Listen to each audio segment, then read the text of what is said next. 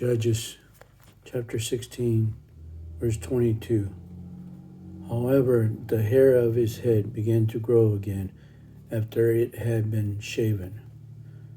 Now the lords of the Philistines gathered together to offer a great sacrifice to Dagon, their god, and to rejoice. And they said, "Our God has delivered into our hands Samson, our enemy." When the people saw him, they praised their God, for they said, "Our God has delivered into our hands our enemy, the destroyer of our land, and the one who multiplied our dead."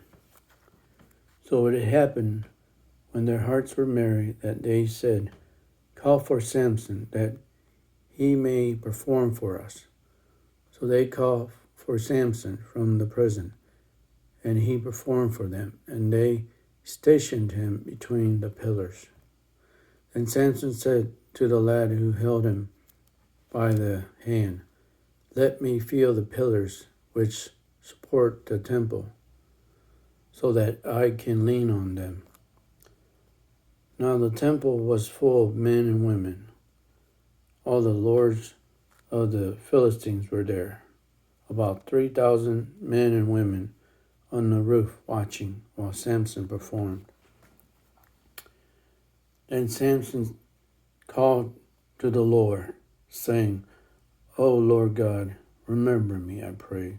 Strengthen me, I pray, just this once, O God, that I may with one blow take vengeance on the Philistines for my 2 eyes."